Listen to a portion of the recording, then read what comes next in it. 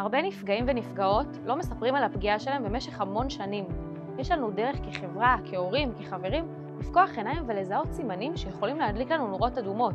ככל שנזהה יותר אנשים שנפגעו, נוכל לעזור להם ולסייע להם גם לעצור את הפגיעה וגם לטפל בה בצורה הטובה ביותר. אז איך אפשר לזהות פגיעה? יש כמה סימנים שיכולים להעיד על פגיעה. זה לא אומר שהם נפגעו בוודאות, אבל זה כן אומר שזה שווה בדיקה.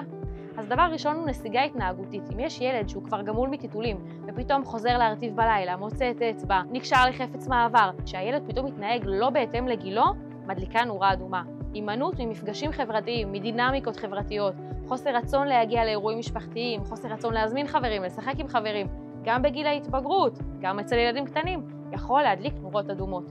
הדבר הבא זה דלקות שתן חוזרות. זה ממש נורה אדומה ששווה לשים לב אליה. דבר נוסף שיכול להצביע על פגיעה מינית זה נדודי שינה, חוסר בשינה, או להפך, שינה מוגברת.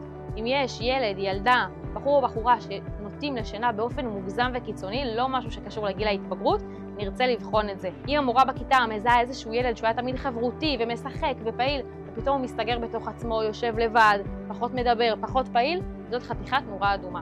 והדבר האחרון ששווה לבחון אותו זה בעצם שינוי ביחס לגוף, שינוי קיצוני. מישהו שפתאום מתלבשת בצורה מאוד מאוד חשופה, או להפך, מישהו שפתאום מתלבשת בצורה מאוד מאוד צנועה ומוקפדת, ובקיץ קפוצ'ונים גדולים, ולכסות את עצמה כל הזמן, זה גם משהו שמדליק נורה אדומה. ברגע שיש לנו את הנורות הזרה האלה, נרצה לפנות לנפגע או לנפגעת ולברר איתם בעדינות אם יש משהו חריג, אם קרה משהו, אם יש לנו דרך לעזור. לא תמיד זה מצביע על פגיעה מינית, אבל זה שווה בדיקה.